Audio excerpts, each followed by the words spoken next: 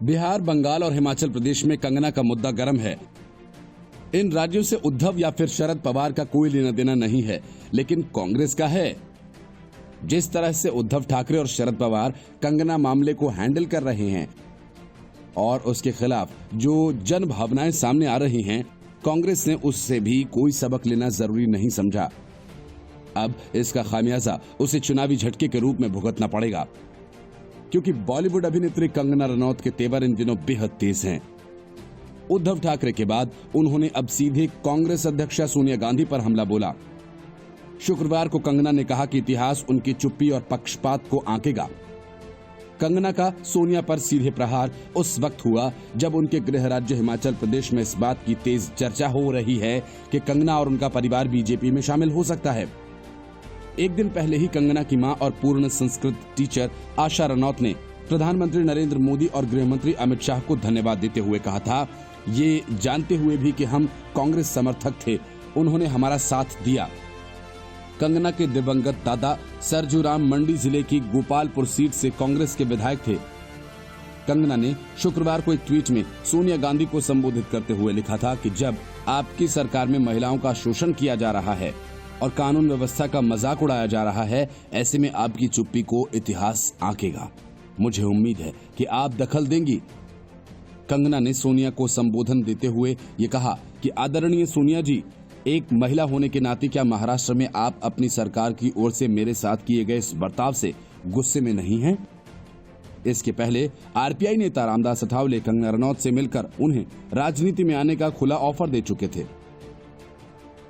कंगना के पक्ष में जिस तरह से खुलकर बीजेपी के नेता सामने आए, यहां तक कि अयोध्या के संतों ने भी कंगना मामले को लेकर उद्धव ठाकरे को अयोध्या में नहीं आने देने की चेतावनी दी और कहा कि कभी भूल से भी अयोध्या का रुख न करें। इसके पहले संघ नेता रामलाल ने भी कंगना रनौत के पक्ष में बयान दिया था। सारे संकेत साफ हैं कि कंगना बीजेपी में शामिल होंगी।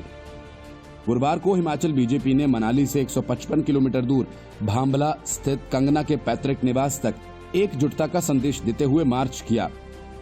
फिलहाल कोई आधिकारिक पुष्टि नहीं हुई है, लेकिन सूत्रों के मुताबिक बीजेपी की हिमाचल यूनिट पहले ही कंगना रनौत परिवार के पार्टी में स्वागत को लेकर व्याकुलता का संदेश दे चुकी है। कंगना की मां इस मसले पर ट्विटर पर देर से एक्टिव हुई हैं। उनके अकाउंट से ज्यादातर ट्वीट्स पिछले महीने हुए हैं। इसमें उन्होंने कांग्रेस और शिवसेना के खिलाफ लिखा है।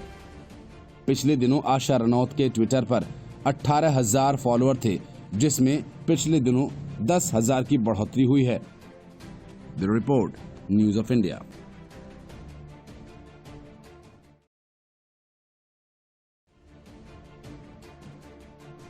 सोनिया गांधी ने चिट्ठी लिखने वाले गुलाम नबी आजाद को महासचिव पद से हटा दिया और बदलाव की मांग करने वाले 23 नेताओं में अपने गुप्तचर मुकुल वासनिक को इनाम दिया। लेकिन कांग्रेस में हुए इस उलटफेर में सबसे ज्यादा फायदा रणदीप सिंह सुरजेवाला ले गए। माना जा रहा है कि सुरजेवाला को हर दूसरे दिन राहुल गांधी को अध्यक्ष बनाने की मांग करने की वजह से सोनिया गांधी ने मालामाल कर दिया। रणदीप सिंह सुरजेवाला अकेले ऐसे नेता रहे जो राहुल गांधी के अध्यक्ष पद से इस्तीफा देने के बाद से अब तक लगातार एक ही वाक्य दोहराते रहे कि राहुल जी कांग्रेस के 100% कार्यकर्ताओं की पसंद हैं और उन्हें अध्यक्ष के पद पर देखना चाहते हैं। हालांकि सोनिया गांधी ने पत्र लिखने वाले पार्टी नेताओं पर सख्ती का डंडा नहीं चलाया है, लेकिन कांग्रेस के नए अध्यक्ष का चुनाव कराने के लिए पार्टी की 5 सदस्यीय केंद्रीय चुनाव समिति का गठन कर असंतुष्टों की बात सोनिया गांधी ने मान ली है और इसकी जिम्मेदारी मधुसूदन मिस्त्री को दे दी है। इस बड़े बदलाव में गुलाम नबी आजाद, अंबिका सोनी और मल्लिकार्जुन खड़गे समेत 5 महासचिवों को हटाया गया है। इनकी जगह रणदीप सुरजेवाला, तारिक अनवर और जितेंद्र सिंह महासचिव बनाए गए हैं। विवादित पत्र लिखने वालों में शामिल जितेंद्र प्रसाद और राजीव शुक्ला को भी पहली बार प्रभारी बनाते हुए राज्यों का प्रभार सौंपा गया। राहुल गांधी के करीबी सचिन राव को कार्य समिति में बतौर विशेष आमंत्रित सदस्य शामिल किया गया है। गुलाम नबी आजाद और आनंद शर्मा को कांग्रेस की शीर्ष इकाई कार्य समिति में बरकरार रखते हुए और जितेंद्र प्रसाद को प्रमोशन देकर हाईकमान ने विवाद के अध्याय को अपनी तरफ से बंद करने का संदेश देने की कोशिश की है। कांग्रेस संगठन में भी बदलाव से जुड़ी चिट्ठी को लेकर हुए बदलाव के बाद सोनिया गांधी ने कार्य समिति में दिए गए आश्वासन के अनुरूप 6 सदस्यों की एक विशेष समिति का भी गठन किया है। अगले एआईसीसी सत्र तक, जिसमें पार्टी के नए अध्यक्ष का चुनाव होना है, ये समिति कांग्रेस अध्यक्ष के कामकाज में विशेष सहायता करेगी। हालांकि इस समिति में वक्र विवाद से जुड़े किसी नेता को नहीं रखा गया। एके एंटनी, अहमद पटेल, अंबिका सोनी, केसी वेणुगोपाल, मुकुल वासनिक और रणदीप सुरजेवाला समिति के सदस्य बनाए गए। हाईकमान ने केंद्रीय चुनाव प्राधिकरण के गठन से असंतुष्ट नेताओं के साथ पार्टी कैडर को ये संदेश जरूर दिया है कि अगले 6 महीने के भीतर पार्टी के नए अध्यक्ष का चुनाव कर लिया जाएगा।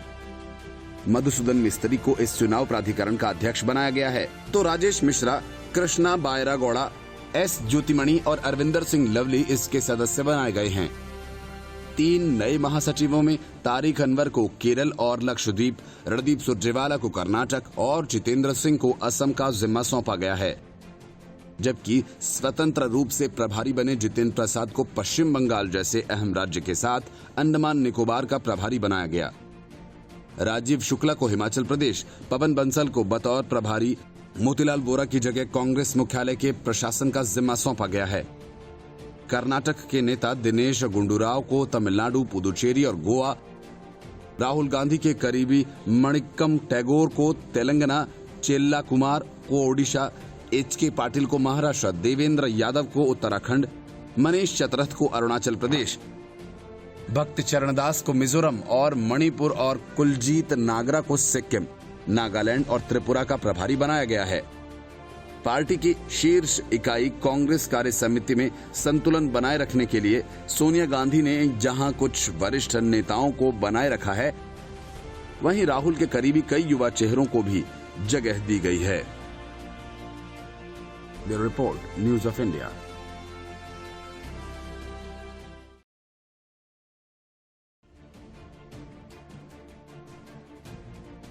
कंगना संकट में फंसी शिवसेना की छटपटाहट अब साफ साफ दिखने लगी है। ऐसे में शिवसेना के मुखपत्र सामना ने फिर कंगना रनौत पर निशाना साधा है।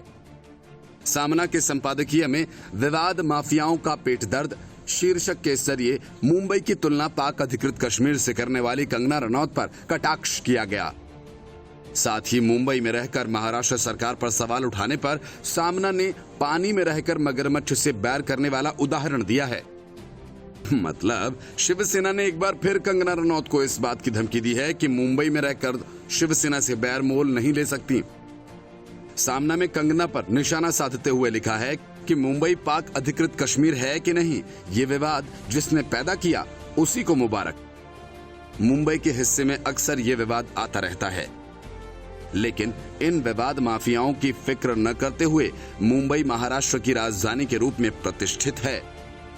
सामना में आगे लिखा है कि शिवसेना प्रमुख हमेशा घोषित तौर पर कहते थे कि देश एक है और अखंड है। राष्ट्रीय एकता तो है ही, लेकिन राष्ट्रीय एकता का ये तुनतुना हमेशा मुंबई महाराष्ट्र के बारे में ही क्यों बजाया जाता है? राष्ट्रीय एकता की ये जो बातें अन्य राज्यों के बारे में क्यों नहीं होती हैं? जो आता है वही महाराष्ट्र को राष्ट्रीय एकता सिखाता है। कंगना रनौत के आने से पहले भी शिवसेना के मुखपत्र सामना में कंगना पर हमला बोला गया था।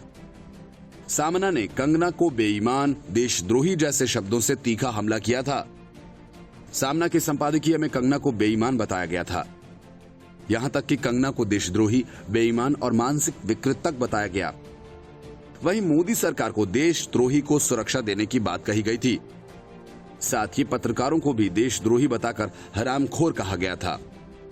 कहने को तो संजय राउत ने यह कहा था कि हमारे लिए कंगना मामला खत्म हो चुका है और अब हमें और बहुत सारे दूसरे काम भी करने हैं, लेकिन लगता नहीं है कि शिवसेना ने अपनी तरफ से कंगना मामले को खत्म हुआ मान लिया है, क्योंकि जिस तरीके से सामना के जरिए कंगना पर शिवसेना ने हमला किया है, जाहिर है कंगना रनौत पलटकर वार करेंगी।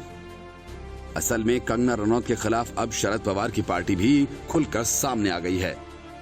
इससे संजय राउत और उद्धव ठाकरे का हौसला काफी बढ़ा है, लेकिन दूसरी तरफ बीजेपी भी खुलकर कंगना के साथ आ गई है। इसके पहले कंगना बीजेपी नेता देवेंद्र फडणवीस ने कंगना रनौत के दफ्तर को तोड़े जाने को लेकर उद्धव ठाकरे सरकार पर निशाना साधा। फडणवीस ने कहा कि इनसे दाऊद इब्राहिम का घर नहीं तोड़ा जाता, जबकि कंगना का घर तोड़ दिया जा रहा है। फडणवीस ने उद्धव सरकार और शिवसेना पर निशाना साधते हुए इस पूरे मामले को शिवसेना ने बढ़ाया है, बीजेपी ने नहीं। महाराष्ट्र सरकार कंगना से लड़ रही है, अच्छा होता कंगना की बजाय कोरोना से लड़ते।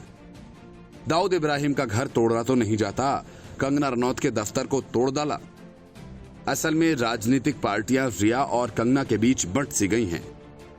शिवसेना, एनसीपी और कांग्रेस रिया चक्रवर्ती के पक्ष में है, तो बीजेपी कंगना रनौत के साथ। बिहार में सुशांत सिंह राजपूत और कंगना का मुद्दा छाया है, तो कांग्रेस बंगाल में रिया चक्रवर्ती को बंगाली ब्राह्मण बताकर वोट की उम्मीद कर रही है। उद्धव ठाकरे, संजय राउत, अब शरद पवार खुलकर सामने विरोध में आ गए हैं। तो उद्धव ठाकरे पर पहले से ही हमलावर कंगना रनौत ने अब शरद पवार और सोनिया गांधी के खिलाफ भी मोर्चा खोल दिया है। Bureau report, news of India.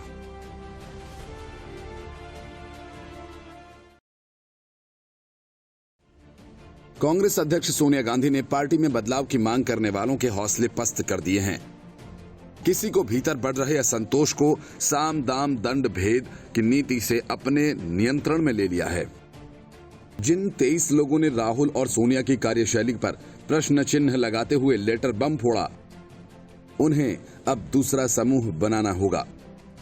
स्पष्ट तौर पर देखें तो मुकुल वासनिक, आनंद शर्मा, गुलाम नबी आजाद और जितिन प्रसाद अगर पार्टी संगठन के भीतर नए पद स्वीकार करने से मना कर रहे हैं, तब कांग्रेस वर्किंग कमेटी में चुनाव कराने की मांग वाजिब मानी जाएगी।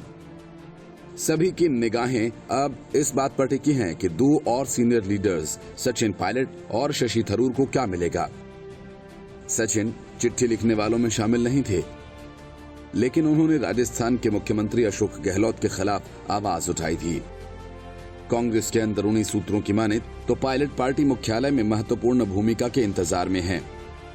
अटकलें इस बात की लगाई जा रही हैं कि वे कांग्रेस के मीडिया डिपार्टमेंट में भी भेजे जा सकते हैं। बंगाल कांग्रेस इकाई के तौर पर अधीर रंजन चौधरी की नियुक्ति के बाद लोकसभा में कांग्रेस के नेता की हाई प्रोफाइल पोस्ट खाली है।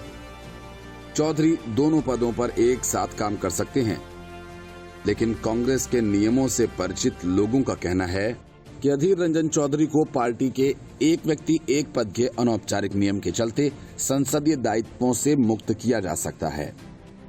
ऐसे में थरूर और मनीष तिवारी दोनों दावेदार हो सकते हैं। हालांकि अगर पार्टी आलाकमान से उनकी तनातनी जारी रही, इससे पार्टी के एक और वरिष्ठ के सुरेश के लिए फायदा का सौदा होगा, जो फिलहाल लोकसभा में पार्टी के चीफ व्हिप हैं। सोनिया की सहायता के लिए एक विशेष समिति में मुकुल वासनिक को शामिल करने से असंतुष्टों को धक्का लगा है। पैनल में AK एंटनी, अहमद पटेल, अंबिका सोनी, KC वेणुगोपाल, रणदीप सिंह सुरजेवाला शामिल हैं। ये पैनल कांग्रेस संसदीय बोर्ड या सामूहिक नेतृत्व के बराबर है, जैसा असंतुष्ट नेता चाहते थे। अगर सोनिया गांधी निकट भविष्य में देश से बाहर जाती हैं, तो ये पैनल उनकी गैर मौजूदगी में उनके लिए काम करेगा। असंतुष्टों का एक वर्ग अब सोच रहा है, क्या वासनिक उनके समूह में हाईकमान के गुप्तचर थे? वासनिक एक संगठनात्मक व्यक्ति रहे हैं, जो राजीव गांधी से लेकर PV नरसिम्हा राव, सीताराम केसरी, सोनिया और राहुल गांधी तक लगातार पार्टी अध्यक्षों के करीबी रहे हैं। इसलिए ग्रुप 23 में उनकी मौजूदगी हमेशा डराने वाली थी। पार्टी में नई नियुक्तियों और उससे पहले के विवादों को देखते हुए ग्रुप 23 को अब 3 श्रेणियों में बांट दिया गया है। पहले जो हारे हुए हैं, दूसरे जो जीते हुए हैं और तीसरे जिन्हें कोई लाभ नहीं हुआ। जो हार गए उसमें गुलाम नबी आजाद और जीते हुए लोगों में कपिल सिब्बल, वासनिक, आनंद शर्मा, जितिन प्रसाद, RPN सिंह हैं। लेकिन थरूर, मनीष तिवारी, पृथ्वीराज चौहान, मुरली देवड़ा, विवेक तनखा आदि का भविष्य अधर में है। उनके पास पीछे हटने का विकल्प है या फिर वे वह विकल्प खोजें जो कहीं नहीं है। Bureau report, news of India. Shiv Sena ने जिस तरह से कंगना रनौत का दफ्तर तोड़कर उखाड़ दिया, इस तरह वे अर्नब गोस्वामी को उखाड़ नहीं सकते हैं। इसलिए शिवसेना ने अर्नब गोस्वामी और उनके न्यूज चैनल पर लगाम लगाने का दूसरा रास्ता खोज लिया है।